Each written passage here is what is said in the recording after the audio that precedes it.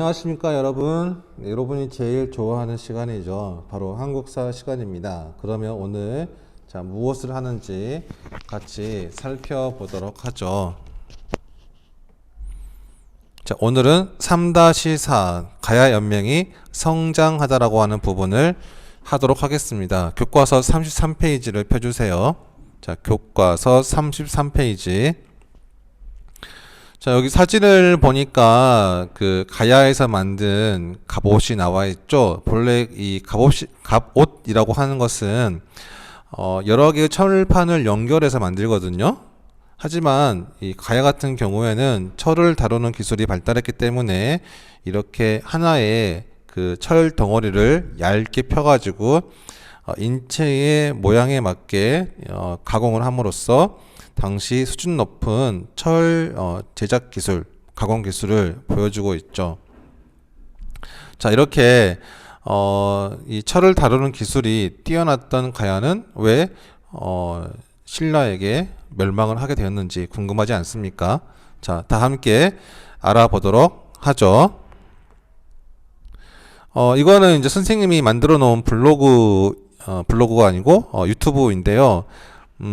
이렇게 수업에 관련된 영상을 올려놓고 있습니다. 그래서 이 수업과 관련된 영상에서 시험 문제를 출제하거든요. 그래서 여러분들은 이 시험 기간 동안에 여기 나와 있는 영상을 충분히 보면은 시험에서 좋은 점수를 받을 수 있습니다. 그래서 꾸준히 보면서 또 반복하는 게 중요하고요. 그 다음에 지난 시간에 그 고령의 대가야를 정복한 신라의 왕에 대해서 배웠었거든요. 여기 지금 옆에 나와 있는 지도가 힌트가 되겠는데, 562년에 대가야를 병합한 신라의 왕은 누구일까요? 네, 그렇죠. 바로 진흥왕이죠. 이 신라 같은 경우에는 내물왕과 지증왕, 그 다음에 법흥왕의 왕권 강화 정책에 더불어서 이 진흥왕 때에는 이제 그 강화된 왕권을 바탕으로 해서 이 영토를 크게 확장했잖아요. 그래서 이때 남아있던 대가야를 정복함으로써 이제 가야는 역사 속으로 사라지게 되었죠. 오늘의 오록입니다. 가야 연맹국의 대표자들이 각 나라를 독자적으로 운영했는데요. 이러한 연맹 체제는 가야가 이 가야 연맹국들이 어느 특정 나라의 대표자를 중심으로 해서 똘똘 뭉친 게 아니라 각자 따로따로 놀았다는 거죠. 그래서 이러한 체제가 가야의 역사에 어떠한 영향을 미치게 되었을까? 네, 그렇죠. 이 하나로 통합되지 못하고 이웃한 신라에 의해서 병합이 되게 된 거죠. 그러면 이제 구체적으로 오늘 배울 내용을 알아보도록 합시다. 학습 목표를 보면은 가야 연맹의 성립 과정을 파악할 수 있다. 그다음 두 번째는 대가야를 중심으로 한 가야 연맹의 변천을 설명할 수 있다. 그래서 이 가야 연맹의 성립 과정과 그다음에 금간가야와 대가야를 중심으로 한 가야 연맹의 변천에 대해서 설명할 수 있어야겠습니다.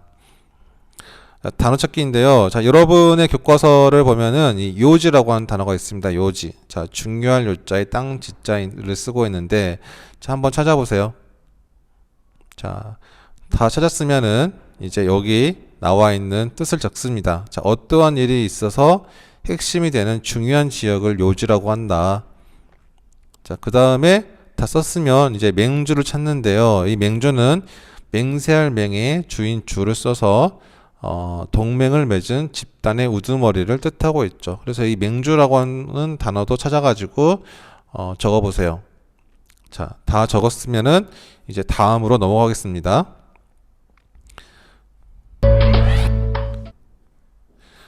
이 금간가야가 여러 개의 가야 가운데 이 금간가야가 연맹을 이끌었던 이유는 무엇일까요?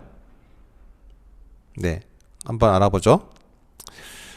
이 금간가야의 발전에서 이 금간가야는 지금의 김해 지방에 있었던 가야인데요. 이 금간가야가 정기가야 연맹을 주도를 하게 됩니다. 그 비결은 이 지역에 철이 풍부했고요. 그 다음에 낙동강 하류 지역에 위치했기 때문에 평화가 발달해서 높은 농업 생산력을 가질 수 있었죠.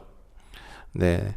그래서 이 금간가야의 철은 남아돌 정도였기 때문에 이 남아도는 철을 뭐 이웃한 중국과 일본 등과 교류함으로써 많은 돈을 벌게 되었죠. 따라서 이 금간가야가 가야 연맹의 맹주로서 성장을 하게 되는 것입니다. 자, 그런데 이 금강가야의 입지가 약해진 이유는 무엇일까요? 자, 이렇게 잘 나가던 금강가야가 약해진 이유는 무엇일까? 자, 그거는 바로 이 고구려 광개토 대왕의 침입이 있었기 때문입니다.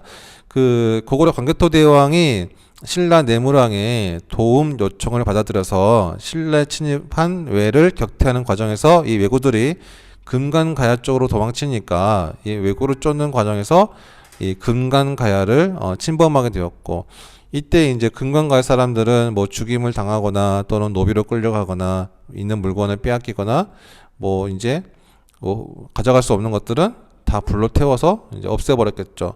그래서 이제 금강가야는 이제 사람이 살 수 없는 황폐한 곳이 되고, 그 다음에 이제 껍데기만 남게 된 거죠. 그래서 이 연맹 맹주로서의 지위를 상실하고 그 이름만 유지하다가 결국 법흥왕 때에는 신라에 병합이 된 것이죠. 자, 그러면 지금 가야의 이 지리적인 이점과 단점은 무엇일까요? 지금 여기 옆에 지도를 보면은 가야가 우리나라의 그 동남부에 위치하고 있죠. 지금의 경남 지방에 위치했거든요. 자, 이러한 지리적인 이점은 네, 그렇죠. 바로 이 일본과 중국의 중간 지점에 있기 때문에 이 해상 교통을 통해서 많은 돈을 벌 수 있었다. 하지만 이 단점은 옆에 나와 있죠. 일찍이 중앙 집권 체제를 마련한 백제와 신라에 의해서 영토를 빼앗길 우려가 있었다.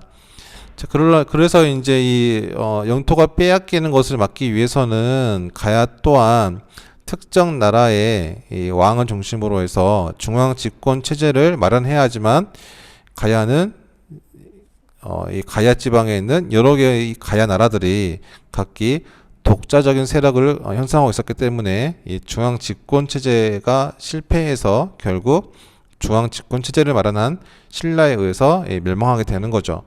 당시 시대적인 과제였던 왕권 강화에 실패했기 때문에 나타난 결과라고 할 수가 있습니다. 자, 그러면 이 대가야가 연맹을 이끌었던 이유는 무엇일까?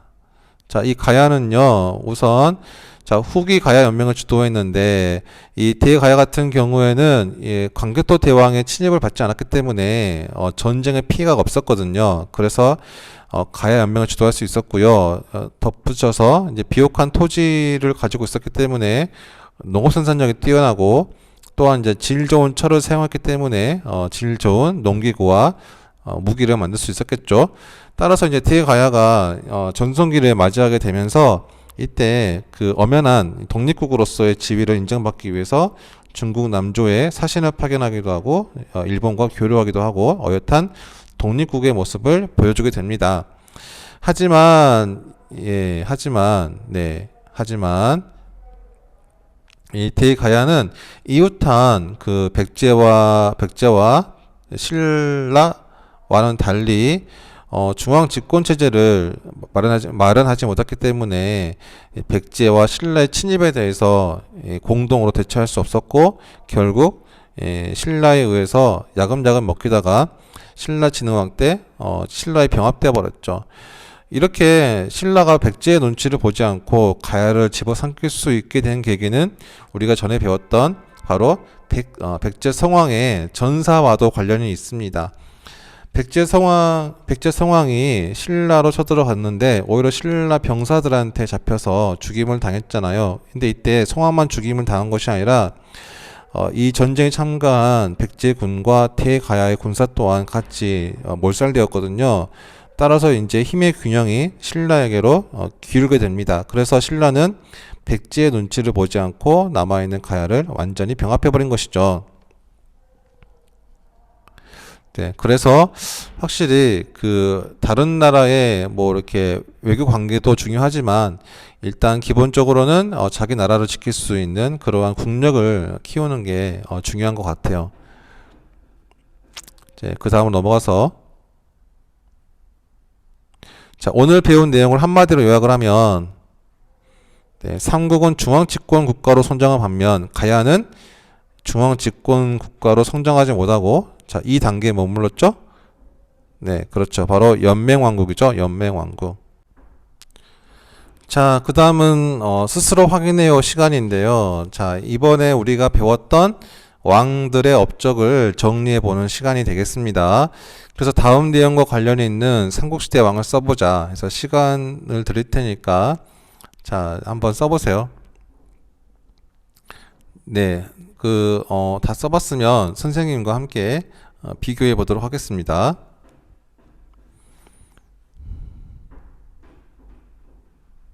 네, 그래서 1번은 지증왕, 2번은 무령왕, 3번은 진흥왕, 4번은 고의왕, 5번은 고국천왕, 그 다음에 6번은 광개토 대왕이 되겠죠. 그래서 이응이 빠졌네요.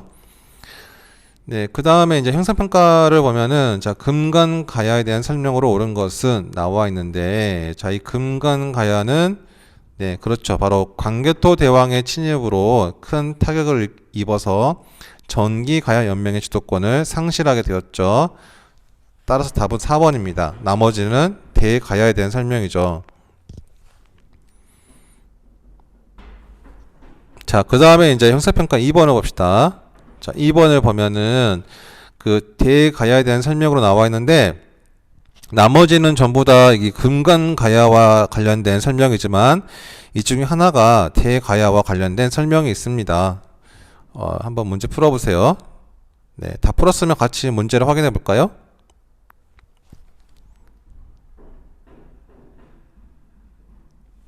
네, 답은 5번이죠. 그럼 4번이 왜 틀렸냐면 자, 이 4번을 고구려가 아니라 백제 신라의 압박으로 약화됐다라고 하는 게 정답입니다. 자, 다음 시간에는 이제 삼국의 문화를 알아볼 텐데 특히 선생님이 가장 좋아하는 부분이고 선생님이 가장 자신 있어 하는 부분이거든요. 그래서 좀 설명이 좀 길어질 수 있습니다. 하지만 여러분들이 나중에 여행을 갔을 때 선생님의 이 설명을 잘 들어놓으면은 그 문화재를 감상하는데 큰 도움이 될 것 같습니다. 자, 그러면 다음 시간에 같이 보도록 하겠습니다. 자, 고생했습니다.